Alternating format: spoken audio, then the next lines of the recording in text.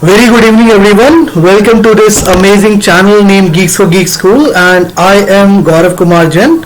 So, before diving into the platform, I would first like to tell you about this data structures and algorithm course, which we guys have come up with. So, this course we basically have made keeping 9 to 12 students in mind. So, in this course, we are going to give you everything related to data structures and algorithm. Now, what all things will be covered in this course, so you can come down on this web page and simply you can click this button to get the PDF in which all the topics are mentioned that will be covered in this course, right? So we have divided the whole course into 4 different weeks, and in every week we are going to provide you with 4 different classes. So in total there are going to be 16 classes which we guys will provide you with, right? And so we'll start with the basic things first. So we'll start with this basics of arrays and loops, and then we'll gradually move towards the core concept of data structures and algorithm, right? So if you want to learn this data structures and algorithm, even if you are doing post graduation or graduation and you want to learn these things, so you're most welcome to avail this course. And let me tell you the amazing feature of this course. You will be mentored by Mr. Pawan Dixit, who is an ECM ICPC 2019 Asia Regionalist. He is an exceptionally intelligent person, and definitely with him you are going to enjoy the classes a lot. He is an expert on code forces and a 5-star coder on CodeChef with a rating of 2100, right? So make sure you are there in the classes and you want to log in and register. So you can come down on this web page and simply hit this button and log in into our portal, register yourself for this course and start availing the coding classes, start availing the data structures and algorithm classes. If you have any queries in your mind, you're free to contact us anytime on this toll-free number of ours, or else you can drop us an email also at this official email ID of ours. Fine, let's now dive into the platform. So I'll be using PyCharm as always for the Python coding. And what are we going to develop today? We are going to develop the famous tic-tac-toe game, right? So we'll use some modules. We'll first start with importing all the required modules on the platform, which will be followed by coding the whole game. So I'll be coding a grid, then there will be, just a second, so it's there, the PyCharm environment is there. You'll be able to see it very soon. So we'll be adding some color.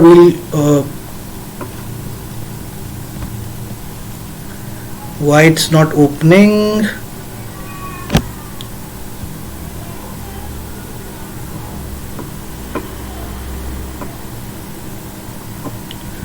Just give me a short moment, trying to check whether everything is going fine or not.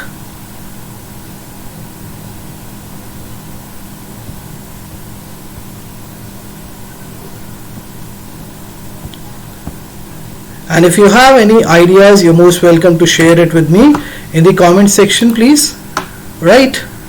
And if you have if you want us to give you some tutorials on some platform on which about which you want to learn, you can share the name of that platform too. Definitely we are going to entertain those kind of queries also.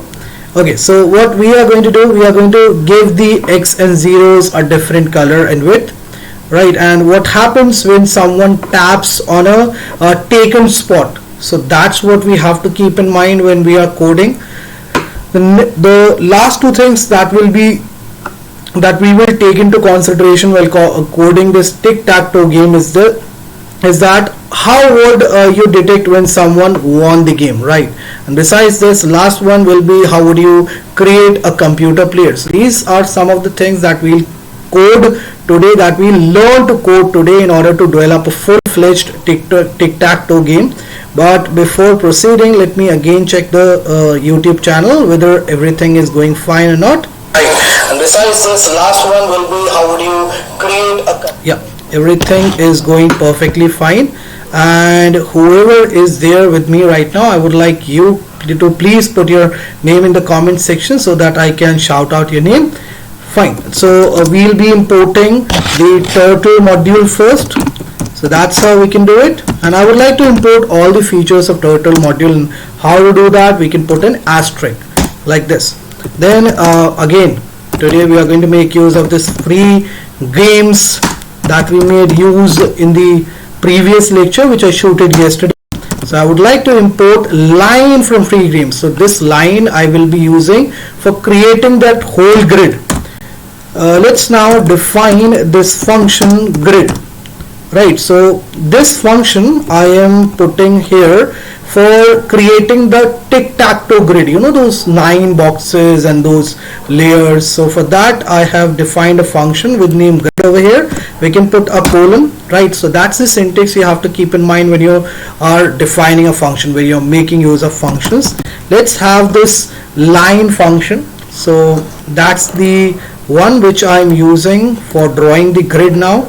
So we have to, you know, pass the coordinates. So if you have worked on AppLab on code.org, or if you have worked on GameLab on code.org, definitely you will be able to understand these 4 things which I'm passing over here right now. So this is for length and width, this is for length and breadth, and this is for height, and this is for the coordinates, right? -200. Then we can copy this entire thing because we want a rectangle, right? So again we need three more lines, right? So that's the code which is going to draw for us the second line. And I would like to start from 67 because it is starting from -67. So that's why I started from 67, and here should be 200. That is fine. Here should be again 67, and here it should be -200 only. Let's now copy this entire thing and let's put it over here like this, and here it should be line, right? Then we can have -200 over here. We can have 67 over here, we can have 200 over here, and we can have 67 over here. So we are done with putting 3 lines. Now we need one more line.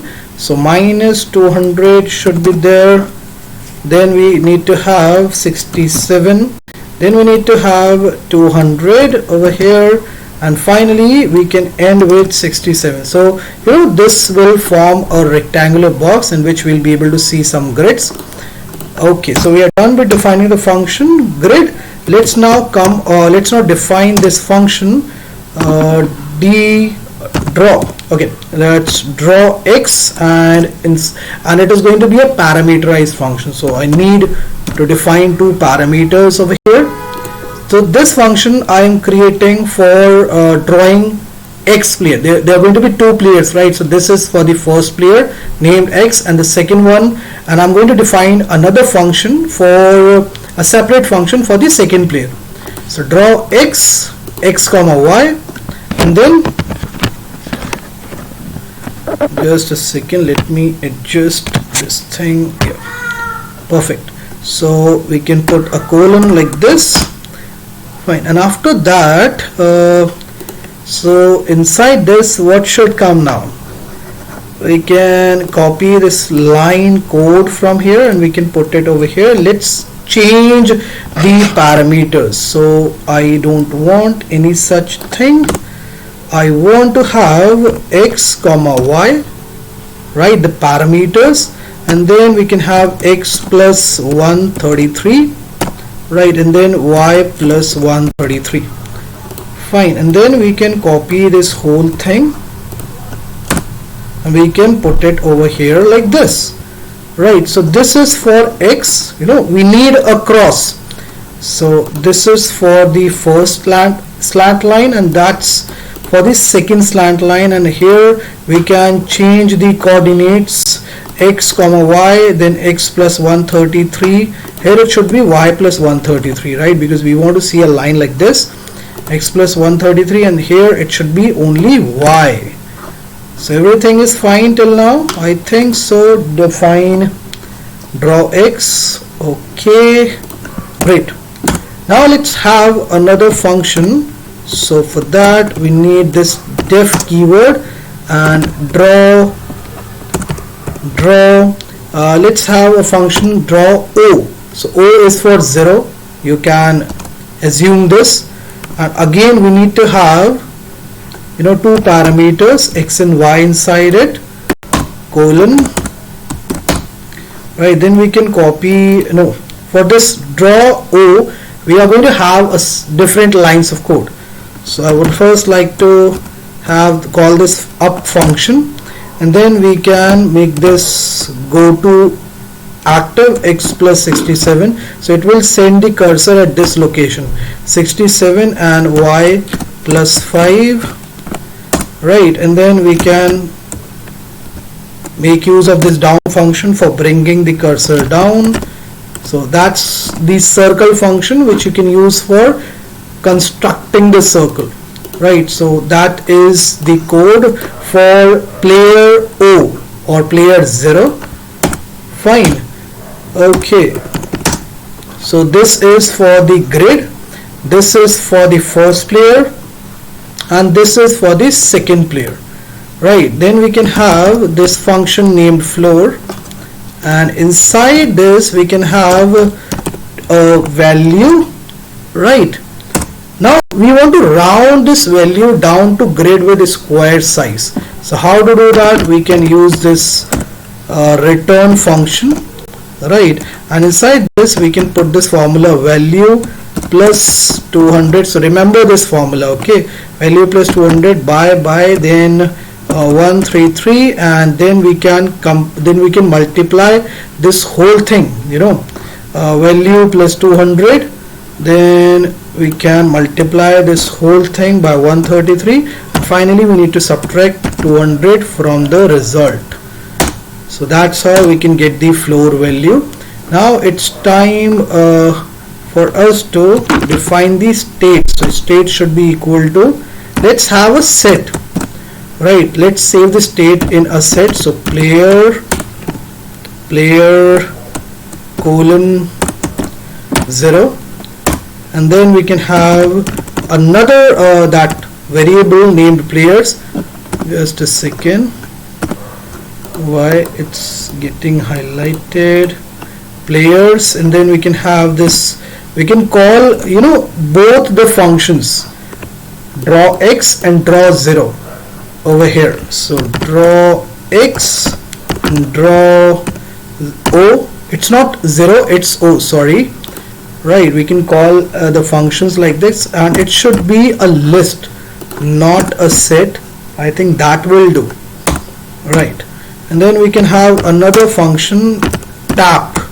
So if the user will tap, something should happen. Either x should be visible on the grid, or 0 should be visible on the grid. So how can we get that kind of output? That's what we are going to see now. Okay, I got disconnected from the internet. Just give me a short moment. Let me check whether everything is going fine or not.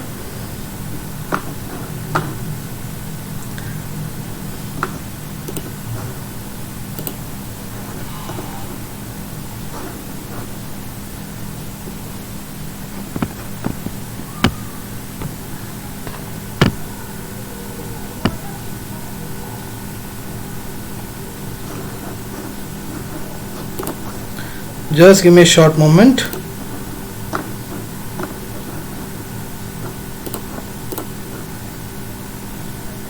Trying to reconnect myself to some to the different network. Definitely things are going to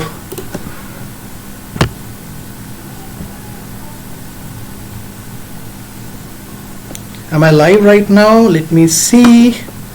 I'll have to check it.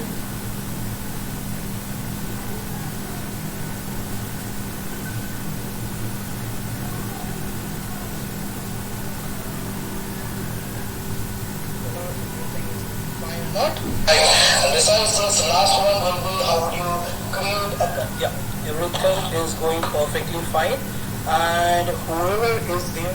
Okay, no problem. So let's continue with this lecture.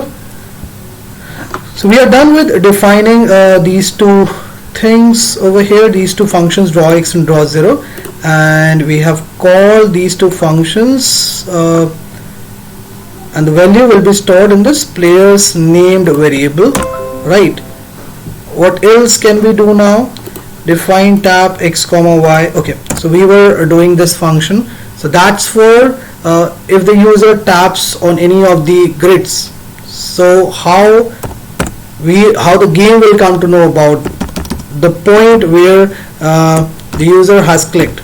So floor x and then y is equals to floor y we can put, right? And then we can have this player is equals to, let's call the state, right? So that's how we can call the state player. And let's now, just a second, we can use this draw function, draw players, and we can have this player over here, right? And finally we can ask the interpreter to draw for us that image at x comma y coordinates. Whether it is 0 or y, it will come to know, whether it is 0 or x, it will come to know about that automatically. And then update function should be called so as to update the grid, right, with the required input that the user has given. And then we can have this player again over here equal to not player. Fine. Okay, so we are done with defining the code for this tap function. Now it's time to do the setup. So setup function, and here we can call the coordinates, put the coordinates at the point at which you would like to see the window in which the grid will get reflected. And now I would like to hide the turtle. It is also necessary. We can make the tracer false like this, and then we need to call the grid function, we need to call the update function also, and we can call the on screen click. I think that is going to be a better option. We need to close the update function over here, and then we need to call this on click screen, and here inside it we can call the tap function, like this, and then we can put done, right? So that's the whole code. Let's now run this code and see whether we'll be able to get the required output or not. So I'm running this code. I'm getting an error. What is this error saying? Unmatched brackets. Okay, so I think we have made a mistake over here. Let's see what's the mistake. Is there anything unwanted I've defined over here? Okay, so value plus 200. So there is an unwanted circular bracket, closed circular bracket, and here it is closing. Then I need to eliminate this. I think now it will run and give us the required output. Okay, so that's the window it has created for us. See, if I'll click this, okay, so we are getting this cross, we're getting this O, we are getting this cross, we're getting this O, we are getting this cross. Okay, so we are able to get the required output, right? So that's the code with the help of which you can draw, you can make this two-player tic-tac-toe game. Let me show you one more time what all things I have done.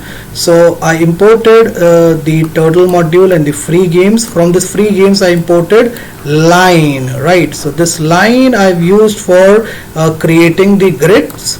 Then there are because it is a two-player game, so this is for the player X and this function is for the player Y, which I've defined over here.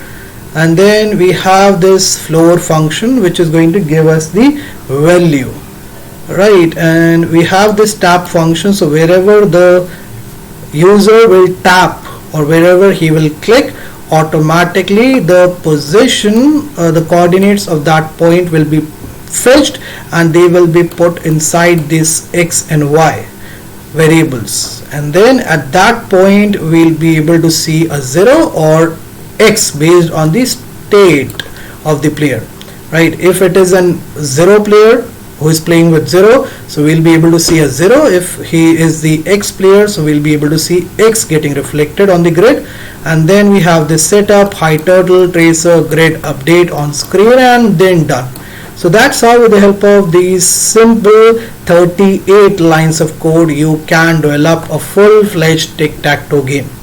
Hope you guys enjoyed this lecture a lot. Please do not forget to like and share this video in your groups so as to make this reach to the maximum students possible.